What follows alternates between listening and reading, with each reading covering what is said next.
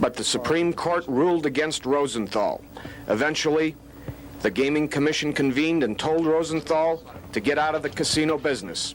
It provoked a stormy confrontation between Rosenthal and then Gaming Commission Chairman Harry Reid.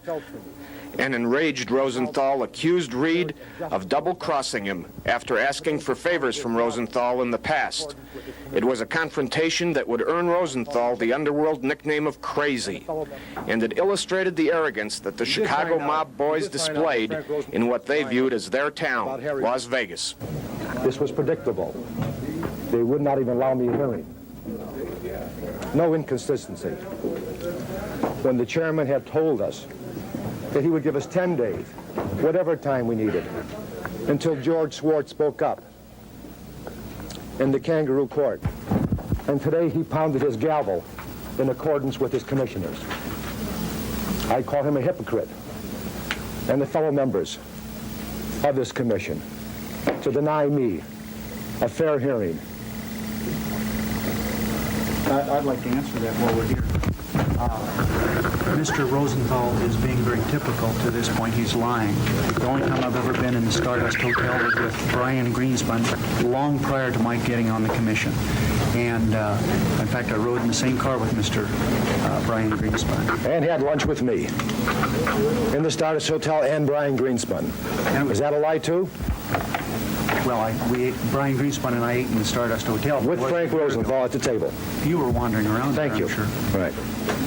But that's the only time I've ever met with Mr. Rosenthal, and his statement relative to this being a year ago is certainly untrue.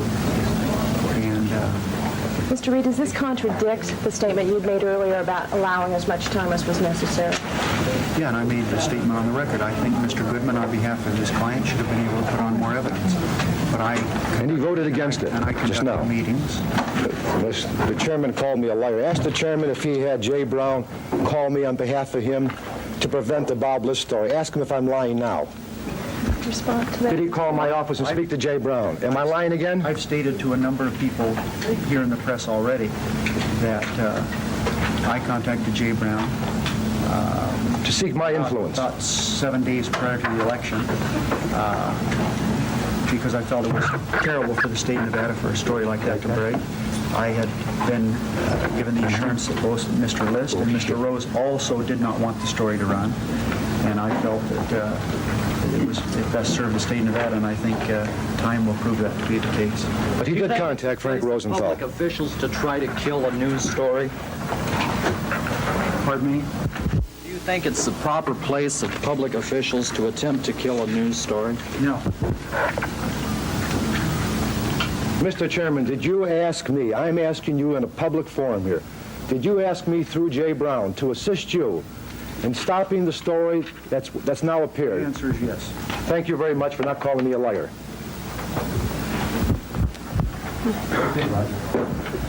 More bullshit.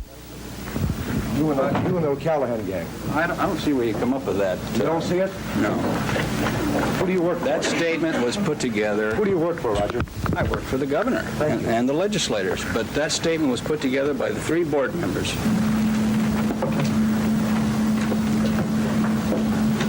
We're all so self-righteous. You did find out that Frank Rosenthal wasn't lying about Harry Reid asking me for a special favor. The chairman had the nerve to call me a liar. But he didn't deny that one, did he? We'll turn no more cheeks to him or Claire Haycock or anybody else. Commissioner Haycock, you have any comment in front of the public? You're usually very vociferous when I don't have a chance to respond to you. I'm here now in front of the press and the public. I would love to respond to you because you're very articulate. Give me a pretty good picture. We'll see what kind of catcher you are.